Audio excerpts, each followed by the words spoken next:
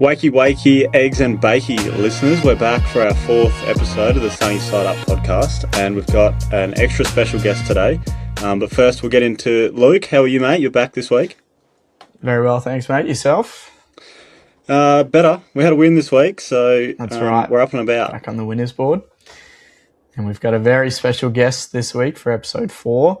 We've got a 262-game AFL player, Gold Coast Life member, club champion, first to play 150 games, Jarrod Harbrow. Thanks for joining us, Jarrod. How are you this Wednesday night? Very good. Thank you for having me, Luke and Lachy. I did have a listen to Joey Day's podcast. I think that was the most recent. Awesome. Was it your first one?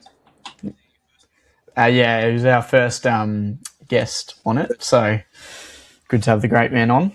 Yeah, no, he's going all right. I've seen him. I see him now and then at some of the games that we home games that we have, and usually at the sort of the annual past players event that we have, which we'll have again this year at a Q clash against the Lions. Yeah, awesome. Yeah, so always good one. Always catching. Hopefully a top 2 clash at that point. That'll be nice. Yeah, that'll be nice. For sure. Yeah, he was telling us he wants to get on the DJ decks at the club as well. Yeah, he's been trying to push in. Like it's good. Like we want more past players to try and engage with the football club on different ways. So if that means like it's a game day entertainment from Joey Day, or Zach Smith with his tall boy coffee stuff, which he pop up sort of cafe in the coaches field club, anything like that. It's cool. Like we want more of it. Yeah, absolutely. Love to see a couple of former Suns running around. So, what were your thoughts on the game on the weekend, Jarrod? Good. I think they. Oh, it's pretty cliche, but I think Dim are one of them to sort of get their hands dirty, play with grit, and not be pushed around. I think that's what he identified at the end of last season, is that we needed to get a bit more tougher without crossing the line too much. Benny Long, I'm not talking about him, but he never crosses the line. No, it was open palm. It's fine. Yeah. It's funny what Dim said during the week about he should have been fined 1 game for stupidity or something like that. Yeah. Pretty funny. They got the job done. They needed to get back on the winners list and build a bit of momentum now going into Darwin. Definitely. Yeah, that kind of game as well. Like, just that wasn't prettiest to watch, but just that messy sort of just take field position and hopefully get it through the big sticks, which both teams struggled with. But definitely good practice for the next couple of weekends. Yeah, I was at a wedding, to be honest. I didn't get to see it, so I was driving down to the Hunter Valley at the time of the game. So I just saw highlights, and I'm sort of pretending like I watched the game and explaining it to you guys. Most footy media people do that every week. Yeah. Just watch the highlights and then get it up. Yeah. You would have seen Jamara's highlights, no doubt. Yeah, he reposted all of them, so hard. He done well. Good on him. Like, kick 3. Hopefully it's just he sort of just keeps building. First game in Tassie, and then that one. So hopefully he backs it up now. Like it's sort of he's in the team. It took a little while for him to get to where he is now, but the position's there for him to lose, really. So I think the Darwin condition will suit him, and just hopefully stays. But it's good. It's good, everyone. Like, it's really good for everyone to see that he's playing good footy again. His families are super proud. So it's good. He's doing okay so far. So he moved up and lived with you for the first couple of months, is that right? Or you still got him in the shack? No. He's out now. He was with me for the first few months, but his girlfriend, he's moved in with his partner, and she's been nice. she's been incredible, and she has played a massive role in why he's in playing AFL football again. So, shout out to Liv. She's doing a great job, and but obviously and the end of the day, it's Jamara wanting to become the footballer that we all sort of know he is. Yeah, that's great. That's great. Who are some other maybe former Suns that you lived with through the years? Any odd or niche names that lived with me? Yeah. Oh God, where do we start? Plenty. Nearly every single Indigenous player that's walked through the football club doors have stayed at my place at some point. Yeah, wow. Yeah, like Malcolm Roses, Jarrod Garlett, Harley Bennell, Rex Liddy, Liam Patrick. Yeah, like it's just at some point they've sort of always knew that they've either stayed at my place for a week or a couple of months or overnight. Or yeah, I think it's wife and I have always opened up our doors to any players really. Like obviously my connection is going to be close with Indigenous boys, but yeah, we've always hosted all different players from all walks of life, no matter where they come from. So it's just something that we've always done. And I remember when I first got drafted to the Western Bulldogs, I was drafted with Josh Hill, Brendan Stack, and Malcolm Lynch. So we're all young Indigenous boys with similar pathways. And yeah, we just chucked into an AFL football team, and we sort of just became our own family. So I understood the significance of being around your own like people from your own sort of cultural background, and to be able to play that role for the boys. Since I joined the Suns, was just a role that I felt was important for me to play for them. Absolutely. Over to you, Locke. How was that early days at the Dogs, by the way, and your sort of growth into an AFL player, I guess, like coming from up in Cairns, I believe. How'd you get into the system in Melbourne, and how did the early days of AFL play out for you, I guess? Yeah, so mum's a Cairns girl. She's born and bred in Cairns. Dad's born in Mooroopna, country Victoria, just 4 k's outside of Shepparton. So that's the Golden Valley and home of the area of the Murray Bushrangers in the TAC Cup. So made all the rep teams in Cairns, and then played 16 state Queensland, and then I got to the point where I sort of had to get out of Cairns to further my footy because they really had to move down south. So it was either AFL Queensland wanted me to stay in the Queensland pathways because I come through the 16s and all the other development pathways. But for some reason, Dad always knew about the TAC Cup, obviously, given his connection to Country Vic. And it was either come to the Gold Coast or Brisbane or head down south to Dad's hometown and try it for the TAC Cup team, the Bushies. And there was a fair bit that went into it. Like the biggest thing was if the easier option was for me to stay in Queensland, come to Brizzy or the coast. But we sort of I kind of put my faith in Dad. I was pretty young. Like I knew I had to finish year 11 and 12 off down in Victoria because I was currently doing year 10 in Cairns. We just winged it really. We rang up the Bushrangers coach at the time, Xavier Tanner, and said, can we come down and give it a go? And I just had to try out just like any other young kid come through the pathway. So, tried it for the Bushrangers, made it as a bottom age, then made it as a top age, played Vic Country in the Nationals. So, pretty different pathway playing Queensland 16s and the Vic Country 18s as well. So, yeah, overlooked in the national draft, which was shattering. I moved down to Victoria to try and further my footy, finish 11-12 off, and then to not get my name read out was pretty flattening for me and my family. But the rookie draft was a couple of weeks later, and lucky enough I got picked up in the second round, picked 27 in the rookie draft for the Dogs. So all this happened within sort of 3 years from leaving Cairns, and that's when my journey started. I moved to Melbourne, and made my debut round 4 against Richmond at the G, which was pretty cool.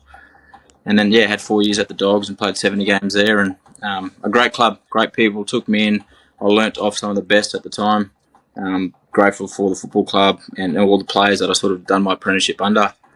And, it was a great club. And then I just needed a change. I needed to get out of Melbourne, to be honest. It was just my decision in the end. And I got a call from my manager saying that there's a new Queensland team, the Gold Coast Suns, coming into the comp, and I sort of fit one of their profiles as a Queenslander. I was playing halfback at the time, and it was just a good fit for me. So made the move up and played for another 11 years, and then retired. Thank God for the rookie draft, hey? Yeah. Bring it back. I like the old system. It was pretty cool. The recruiter at the time. Yeah, definitely. So were you one of those? Sorry, Luke. Were you one of those players that I guess had that chip on your shoulder, not going in the national draft and having to wait for that rookie draft? Was that sort of a thing that you took into the AFL, or you were just so happy to get a chance, or a bit of both? Yeah, I was like shattered. So I remember I was sitting with Mum at her work watching the national draft on her computer. So it wasn't live on TV. It was just on the computer. Keep carrying this. I'm in my door. Keep carrying a comb. Sorry, I fucking put that down. And we sat there for like 2 hours. It was going through the names, the rounds, the picks, and nothing popped up. So it was just like, oh, this sucks. So I remember walking out of her work and just like, what next? But my mindset quickly switched to, okay, missed out on the draft, what's next? So I was already looking at, I was finishing school, so I was looking at apprenticeships. I was looking at moving into Melbourne City for the VFL. So I was just trying to get my head around which VFL team would I move into, would I contact to try and go and do a pre-season with them. And then I kind of forgot about the national draft, to be honest. The rookie draft 2 weeks later, I was getting, I was 18, I was getting a tattoo. I got the Aboriginal flag on my chest. So I went and got that one morning, and then I got that done, left my phone in my car, and then went in the car, then I had a bunch of messages and fucking missed calls. So I had a voicemail. I listened to the voicemail, and it was one of the recruiters from the Western Bulldogs saying, we've just picked you up in the rookie draft. So that was crazy. Like, forgetting about it, getting a tattoo, and then finding out. Then I heard a bunch of missed messages from mates and stuff saying, fuck, awesome, like, congrats, mate. And just a whirlwind. And then journey started. So it was cool, like lucky. Like, to be honest, I just scraped in. And then so I remember Scott Clayton and Dom Ambrosio, who were the 2 recruiters at the time. They drafted me to the Dogs, and then they were the recruiters for the Suns. So then they've drafted me again to the Suns. There you go. Always thankful to those guys. Dom, Scotty Clayton's, I don't know where he is now. I think he may still be connected to a club, but Dom Brojo is the list manager. Tassie, maybe. Maybe, yeah. But cool. It was, it's just a whirlwind. And like every time I see those blokes, I'll shake their hands, give them a big hug, because they saw something in me that others didn't, and always got respect for them. Yep. Oh, awesome. Who was your first coach at the Dogs? Rodney Rocket Eade. Rocket. He was awesome. He was good to me. We got it like we got on really, really well. And like had him at the Dogs, had him up at on the Gold Coast, and every time if I do see him, like we'll always shake hands and say g'day. So he was good to me. He looked after me, gave me games. So can't complain. Yep, for sure. All you can ask. Yeah. Is it a thing where you can also understand where some players probably didn't gel with him, or you can see those players that did gel with him and got the best out of themselves, like someone like Adam Cooney as well? Yeah, like footy's just a weird game, eh? You've got to earn everything. Like you're not just going to get games handed to you. And I suppose the better coaches will identify players and identify their strengths and what they need to improve on, and coach them in a certain way. And I totally understand where players don't get that type of coaching, or they just don't. They're not they're not put in the right position at the right time, or just not developing as quick as they would like. And there's just so many things that goes into it. And I just worked as hard as I could. Like I played first game before any of those guys. So back then, rookies couldn't. They weren't allowed to play games until there was a long-term injury or a list spot popped up. So, but now rookies are the same. They have the same opportunities as a draft player. But back then, you had to really wait your turn. And Chris Grant got put on the long-term injury list, but then at the same time, Brett Montgomery retired. So then there was a list spot that opened up for me, and they elevated me straight away. Then, then I was able to debut before the other boys that got drafted. So I just put it down to just working as hard as I could, and not wanting to waste anyone's time, and just give it all. It's because I knew how hard it was just to get there. So I was always just going to keep going up in my career and keep progressing. I wouldn't allow myself to drop or get complacent. Yeah. How did that sort of lead into, I guess, getting to the Suns then, when it was all such a new environment and probably, as has been reported, I guess, being sort of a different level of AFL club, given it's all like grassroots sort of stuff?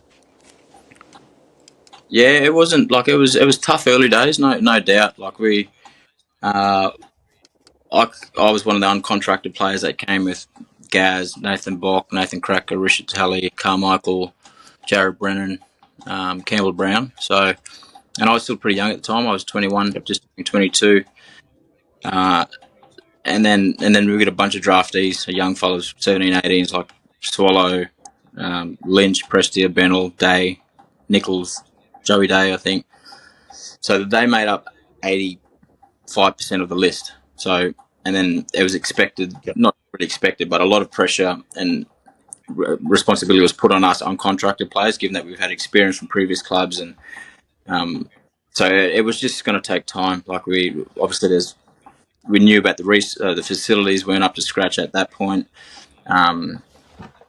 under-resourced and all that type of stuff, which is sort of common knowledge. But it just took time, to be honest. It just took time for us to gel, us to understand what we were going on about. The whole football club had more of a responsibility as well to grow the game and the code in Queensland. We had to set up this whole new franchise and win over a whole new state. So school programs, community programs, membership base, like the whole identity. How do you just put a football team into a place like the Gold Coast, which is a quite unique place in itself? So on field, they could have done things better. They were trying pretty hard in off field as a football club to grow the game, and we didn't. We probably would have liked things to get a move on a lot quicker, but that's just a journey, eh? That's just it is what it is. You can't. It took time. They learned, we improved, we got better, and now what is it? 15, 16 years later, the club's got itself in a pretty nice position. Yeah, made it all the much sweeter having to wait that long. So I wish it's definitely worth it. But that's all right. I was lucky enough to play in a few prelims at the Dogs in 2008, 9, and 10, which is pretty cool. Yep. Got him out the way early. That's smart. Yeah. Nah. How was it? I guess this is just sort of coming off the top of the head, but did it sort of help in, I guess, finding yourself as well with a new club without all that pressure from those like stronger individuals at clubs? Like you get to somewhere, if you're at Richmond and you get drafted 2016 or something, and you're like Dusty Koch and all this to try and impress, that sort of thing. Whereas I guess with you obviously co-founding Harbrow Mentoring and that sort of thing, and really strengthening your, I guess, interest and how outspoken you are with that work you do, did that sort of help with that sort of, everyone was sort of able to find their own way? Yeah, like for me, it was I had so much more. I just felt so I had a lot more responsibility to not just think of myself as a footballer. Um, so I done my best and worked pretty hard at the Suns and the community team, just because that was just a passion and always found myself doing that. But I was always heavily invested in the Indigenous community as well. So coming from a place like Cairns, where um, high population of Aboriginal and Torres Strait Islander people, so I knew no different. So I thought, I've got a platform here as an AFL player who comes from far north Queensland, to be able to use my platform as an AFL player to give back as much as I could to the Aboriginal and Torres Strait Islander community. And the Gold Coast is different for me, so I had to go over and above to be able to get to know the Gold Coast Indigenous community, but then to introduce the Gold Coast community and the Gold Coast Suns. So I always had this thing where I wanted to open up the doors of the Gold Coast Suns to the Indigenous community on the Gold Coast, because it's just cultural protocol, really. No matter where you go, no matter where I go, it's important to know who the traditional mob are. So and you've got to be seen. You've got to be seen in community. You can't just connect with community from the footy club or your desk. So I made it extra effort to be able to go out in community and do all the work that I do. And my brother was a co-founder of Harbrow Mentor, and he started that up in Cairns. And his team, we've got a small team up in Cairns, and I run the business down here on the Gold Coast. And I've done a mountain of work to get it to where we are now. Got a not-for-profit to our business, which allows us to access grants and sponsorships and a bunch of different stuff. So we got some cool things on the horizon that we've been working on for a while, and so it's all about balance. So the more I felt I was doing off field, the more it helped me on field. So definitely. And so you split your time, Jarrod, between Harbrow mentoring and your role at the club as well. Tell us sort of what your role at the club entails nowadays. Yeah, so I'm the Indigenous Programs lead at the Suns. So I retired 2001, and the AFL made it mandatory that every single AFL club in 2022 has to have an Indigenous Programs manager or an Indigenous play development manager, or whatever you want to call it. So I think that the timing was good. The transition was good. I sort of helped build and shape the role and present it to the football club as I was retiring, because I knew that that whole 2001 season, that was going to be my last year. So I had time to build what the role I thought would be, which would be a good role, and then found the role, got the role, and then so half my role now is working in the footy department within the Indigenous Wellbeing and Engagement space. So Indigenous Program Development Manager, working closely with our Aboriginal and Torres Strait Islander players. So that's a bit of academy. That's AFLW and AFL. So I work in a team I've got a manager, Brad, and another, and Ben Maven, who three of us work in that department. So our responsibility is to look after the whole playing list. I just build a deeper and more personal connection with our Indigenous players. And the other half of my role is upstairs in the community team, so in the admin, and that's school programs, community engagement, and whole of club cultural governance. And cool. And try to do Harbrow mentoring. I've got 3 kids. Trying to figure that out and work around my wife's life, and I've got enough going on, I think. Hands full. Yeah. Sounds very rewarding. I'm sure the club's glad to have you sticking around, and it sounds like a very rewarding and busy role as well. Yeah, busy's good, I think. Yeah, for sure. How does a week like this week and next then look for you, and what's the significance of it, I guess, in the Suns playing up in Darwin and having our obvious Darwin kits that launched this week, yesterday.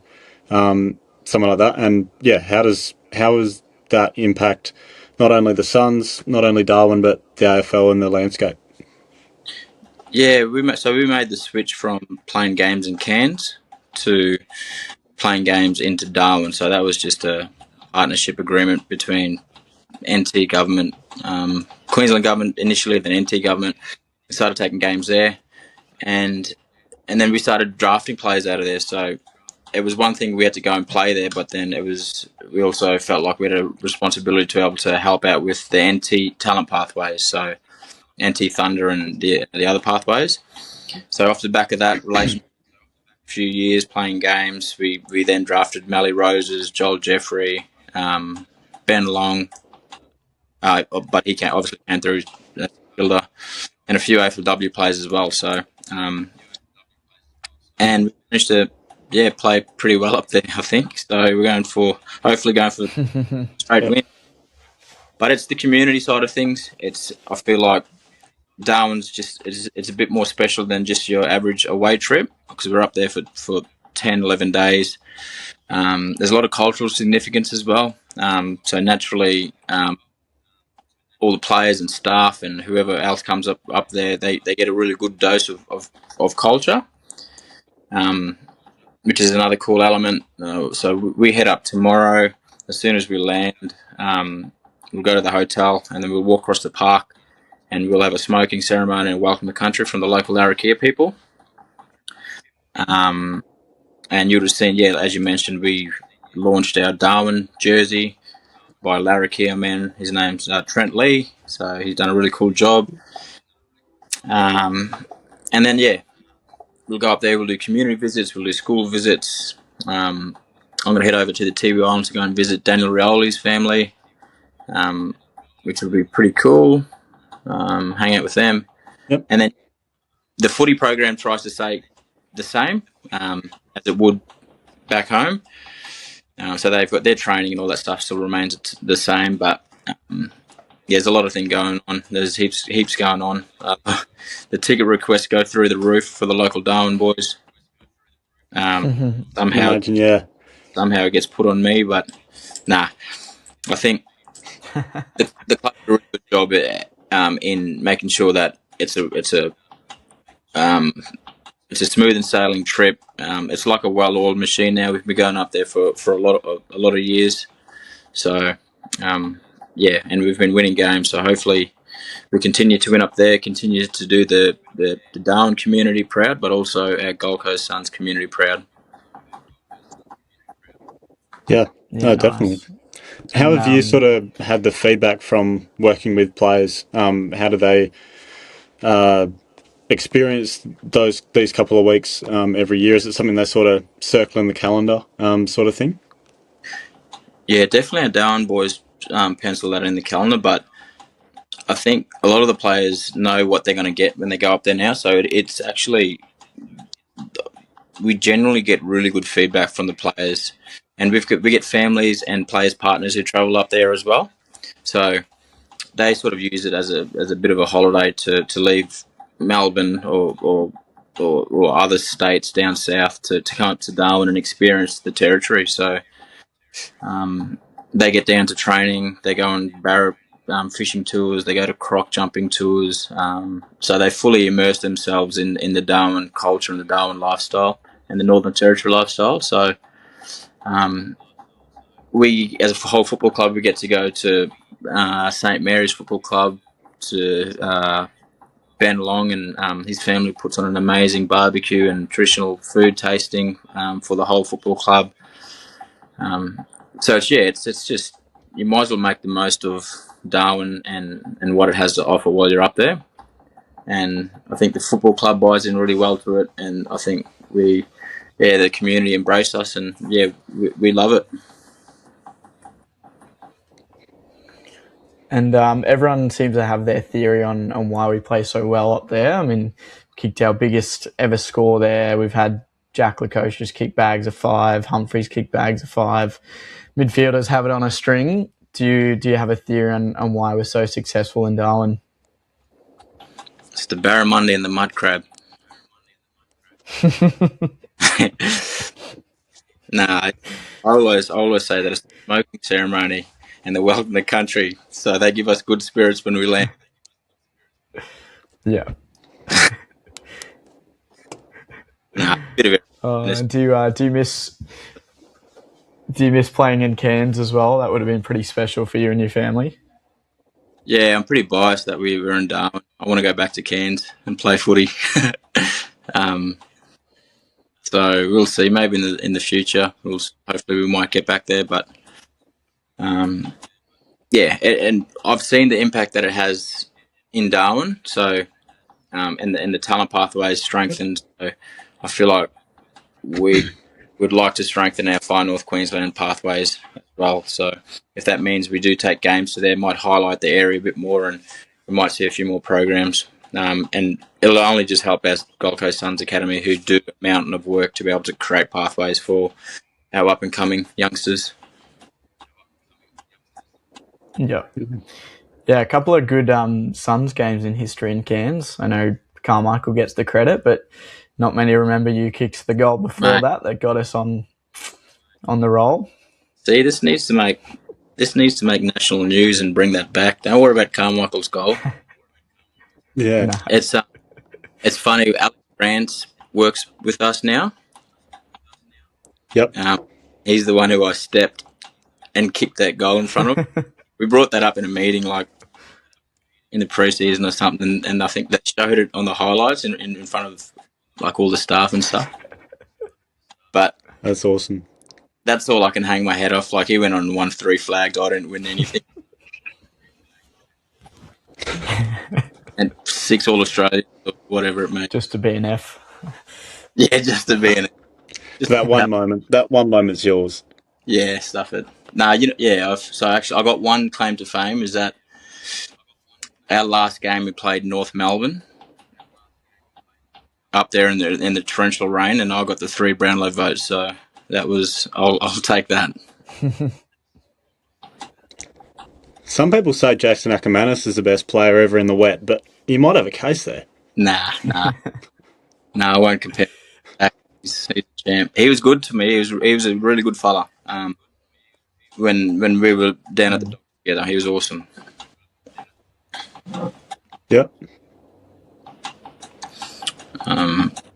Yeah, he was one of the first. He was the first senior player who invited myself and the other Indigenous boys around to his house for dinner to meet his family and kids and stuff. Yeah, wow. Yeah, nah. He's a good fella. Who are some other players, particularly at the Suns, who've had a big impact on your career? I don't know. I feel like I can't really single anyone out, to be honest.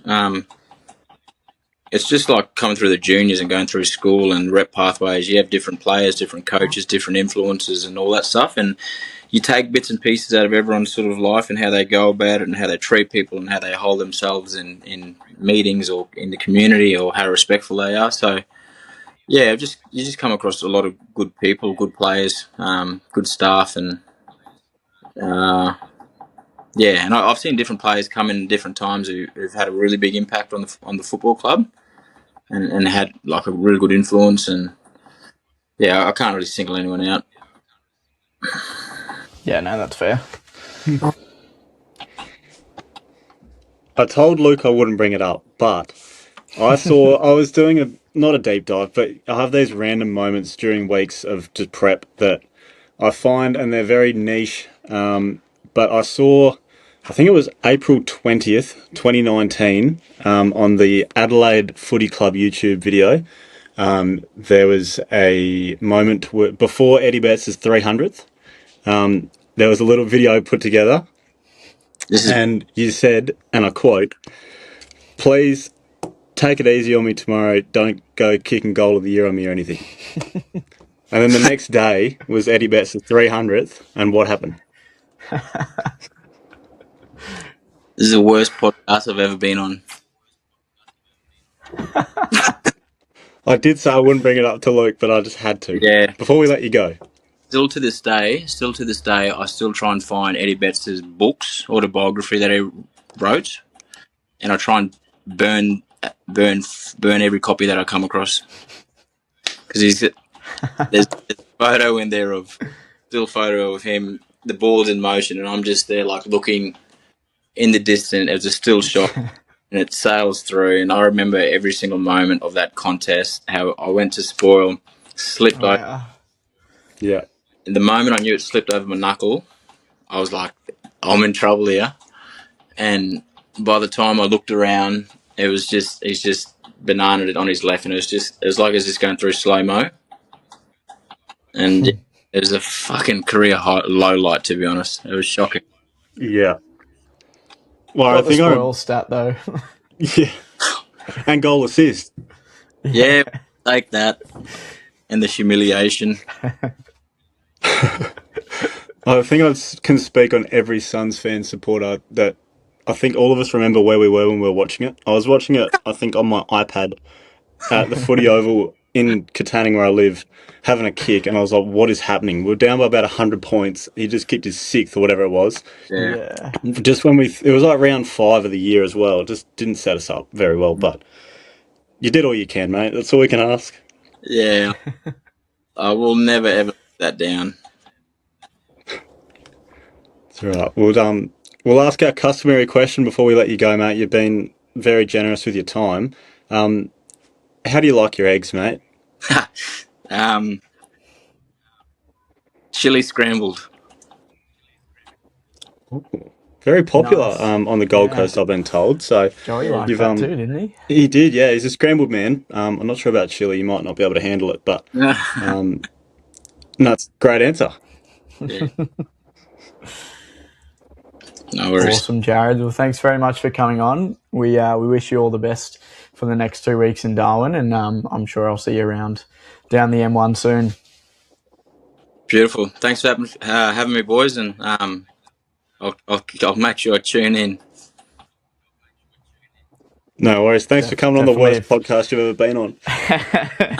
If any of the boys around the club want to come on, let us know. Yeah, I might mention it to them.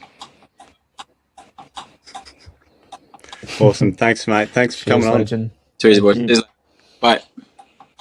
Thanks again for Harbs coming on, one of the all-time greats. I think he's the 3rd leading games played in Suns history, behind Took and Dave, two of the genuine greats of the club. That's our top 3 right there, I reckon. Yeah, you'd have to. Oh, Jai Farah's making a late run. Still plenty of time left once he comes back from his ankle, but yeah, we've had a few during the week as well, former Suns. Oh, we've got a new Sun this week before we talk about the former Suns. Lily Quigley has joined the AFLW team. So congrats, cakes and candles, all the rest. It's not her birthday, but she's joined the club, so well done. But we'll get into some former Suns during the week. Flowers to Braden Fiorini. If anyone finds out where his hospital room is, send him some flowers. He's, I think, in for back surgery sometime this month, so probably out for most of the home and away, you'd imagine. Probably back for finals, though, for Essendon. Yep, that's right. Top 10. Could be the difference in ending their 21-year streak, but yeah, so flowers to him. Speaking of flowers, I called this bloke Smelling Roses earlier in the year. I think it was on our first pod, and I've got sunny side up egg all over my face, Luke. Oh, I knew he had it in him. I knew he was a special talent.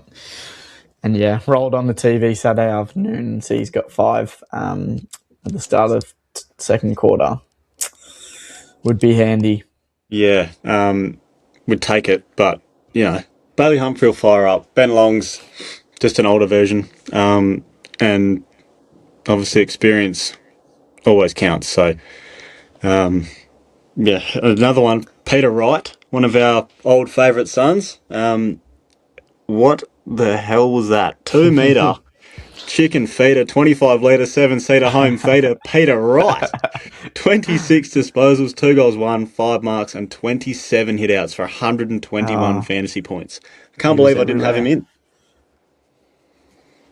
He was everywhere, and a former Sun would just bob up for a game or two like that every now and again. Aaron Hall's done it for North before. Even Henry Shade did it for Collingwood a couple of times. So, yeah, you got to applaud it when you see it. Yeah, you do. I mean, I loved Dumeta. He was one of my favourites. I think he gave the handball out to Jack Bowes for that left foot snap against That's right. Carlton. Just came to mind. I think he kicked the goal to beat West Coast or make it a draw when To we beat him. won to beat them at Metricon. It was back then. Just a couple of niche 2 metre Peter moments for our listeners before they go off to work. And around the league, mate, did you notice anything else or any other Suns moments? Around the league, what I've noticed is that every team that plays us instantly lowers their colours the next week. So Melbourne lost to Essendon after they played us. Hawks drew to Collingwood. Yeah, we must be doing something to them mid-game. Yeah. But we're getting them on the wrong weeks, unfortunately. Yeah, we literally play them into the best form of their lives, and they can't back it up the next week. So it's even Essendon, like they went toe to toe with us for a while, and then I can't imagine they won the next week. So no, they lost by 12 heaps. goals the next Yeah. week. So Awesome. Condolences to the Hawthorn physio. I heard he's suffered two Double hammy. hamstring tears off the bone. So you know where to find me if you need some hamstring rehab. Definitely.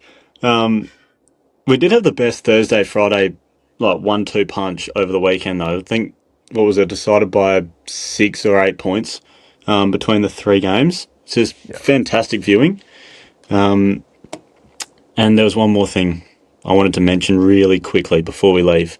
It's, I don't know, it's quite bleak. It may not send our listeners in with the best sort of mood for their day, but I'm going to have to do it. It's a duty of care, really, to share this kind of news. So if you're driving, pull over. If you're standing up, sit down. Grab some tissues, because in the supermarket, brace yourself. That's right. Don't fall to your knees in the aisles. But Bob Flanders has announced his retirement. He's you know who he is, but for those living under rocks, he's been the one making the like Carlton parody songs that have just gone nuts. He's had the Frankie Evans goggles on. No way. He's retired. He's announced his retirement. It's probably old news by the time this pod comes out. I think it was like 12 hours ago, but I haven't recovered. Jeez, I wanted to see him in his jocks a bit more often. So that's I know news. It's quite sad, but I guess we may as well talk about the upcoming game against St Kilda very quickly to just brighten our day a little bit after that news. How do you think we'll go, mate? Where's this won and lost? Always won and lost in the midfield, like every game. So I think Mids just continue on that upward trajectory. I think Track and Darwin will go insane. I think our Indigenous boys should fire as well. It should be a close game probably, but fingers crossed. Like Jarrod said, the Darwin smoking ceremony and the spirits will get us over the line. Too right. I think St Kilda almost need like perfect football to be able to play their game, and they're built on defence, which doesn't really matter in Darwin because it slips off the knuckles like Jarrod Harbrow to Eddie Betts in the pocket. But it's just bound to happen, and I think we'll just take the territory battle in the territory and just win. Traditionally, we got both our bogey teams really the next 2 weeks in Darwin. Is very, very smart fixturing. Whoever dropped the box of chocolates off at the AFL before they did the fixturing, it was quite brilliant because we've had our run-ins with St Kilda and Port over the years in games we've had to win or we've been in front and just coughed them up. So Jade Gresham, if you're listening, we haven't forgotten. I still remember where I was watching that game. Same. I was in bed in the boarding house in my single bed, door shut, everyone out, just not happy. I think actually Nick Holman mentioned it in a Suns media video not long ago, and I threw my phone, somehow didn't break, and just, helicopter noises. It was horrible. But no, I think this week we get a win, next week we get a win, and then no idea who we got after that. Might be North. So 3 winnable games. What a time to be alive, Suns fans. Fingers crossed. We're usually a bit flat after Darwin, so... Well, you would be. It's pretty warm. You'd need like a 10-day break or a bye or something. Yeah, you'd think so. And Drop off another AFL box of fixture. roses at the fixturing house, and we'll be right for next year. But no, fantastic. I think be right. four straight would be just awesome. Not sure how we got after North, but it won't matter. We'll be 8-4 by then, so 8-3 or whatever it is by then. So we'll forget we'll forget what losing is. We might need one to bring us back down to earth. But something to talk about. Well, definitely. Well, we'll see how we go with guests because everyone might be up north during the week, but we'll see between croc jumping and barra fishing. They might have some time for us. So yeah, it might be good. All our eyeballs will be glued to the TV screens this weekend to watch our boys get another win, hopefully. All our listeners, Luke, you as well, enjoy your chili scrambled eggs this week on the prescription from our man Harbs. Luke's going to take down his 400 jerseys behind him and swap them over for next week's guest, whoever that may be. Put them away and dust out the cupboard. Too right. We'll see and hear all our listeners again in a week's time. Awesome to see you again, Luke. It's been another good one. You too. Catch you later, mate. Will do. Thanks for listening, everybody. We'll see you in a week's time on the Sunny Side Up podcast.